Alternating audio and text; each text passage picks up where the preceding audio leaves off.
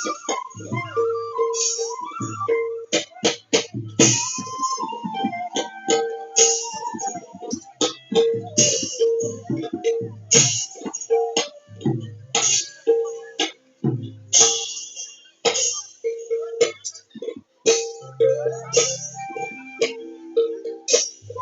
ধন্যবাদ জ্ঞাপন কৰিছোঁ, কাৰণ আপোনালোকে আহি এই ৰাতিকাল আমাক যি কষ্ট কৰি প্ৰচাৰ কৰিবৰ বাবে যি চেষ্টা কৰিছে, আমি আপোনালোকক শলাগ লৈছোঁ আৰু মৰম যাচিছোঁ।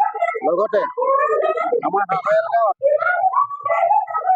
ভাওনা যিকোনো অনুষ্ঠানত কিছু ব্যতিক্ৰম আছে।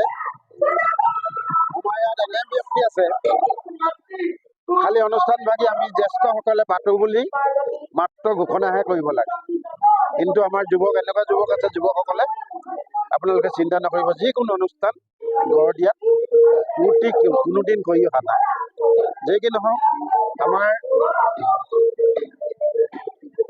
বিহু নাটখনৰ নাম হৈছে শ্ৰী শ্ৰী কাৰ্তিক গণেশ জন্ম বৃত্তান্ত তাৰকা গজাসুৰৰ নিধন। আৰু যিসকল যুৱকে ডাঙৰ ভাওনাখন কৰিছে, এইখনৰ নাম হ'ল শ্ৰী শ্ৰী কুলাচৰণৰ মুক্তি লাভ। দুখন ভাওনা আমি হাঁহয়ালবাসী ৰাইজৰ সহযোগত যি অনুষ্ঠিত কৰিবলৈ ল'লোঁ, দৰ্শক হিচাপে আপোনালোকক কি পাইছে নাজানো। আপোনালোকৰ মাধ্যমে আমি অসমত এই বস্তুটো প্ৰচাৰ কৰি দিবৰ বাবে এটা বিনম্ৰ অনুৰোধ জনাইছোঁ। এটা কাৰণে আজিকালি ভাওনাবোৰ হ'ল কি কম্পিটিশ্যন। গতিকেলৈ আমাৰ কণ কণ ল'ৰা ছোৱালীবিলাকে যি ভাওনা প্ৰদৰ্শন কৰিছে, যদি কম্পিটিশ্যনলৈ আমি নিব পাৰোঁ, নিশ্চয় যদি আমি তাৰ পৰা এজন ল'ৰা হ'লেও আমি উলিয়াই নিব পাৰোঁ, তাৰ কামনা কৰি আমি এই সৃষ্টিবিলাক কৰিছোঁ এই হাঁহয়াল গাঁও সৰু গাঁওখনত। যি কি নহওক, আপোনালোকে উপভোগ কৰি কি পাইছে নাজানো। আৰু যিখিনি আমাক সহায় সহযোগ আগবঢ়াইছে, তেখেতলোকলৈ কৃতজ্ঞতা জনাই আজি আমি উদয়জ্যোতি সংঘৰ উদ্যোগত ৰংমাৰীবাসী ৰাইজৰ সহযোগত যি আমি আজি দুখনকৈ নাট প্ৰদৰ্শন কৰিছোঁ, এখন শিশু নাট আৰু এখন আমাৰ ডাঙৰ। এই দুখন নাট আজি প্ৰদৰ্শন শিশু নাট প্ৰদৰ্শন হৈ আছে। আৰু ইয়াৰ পিছতে আমাৰ ইয়াৰ পাছতে আৰম্ভ হ'ব।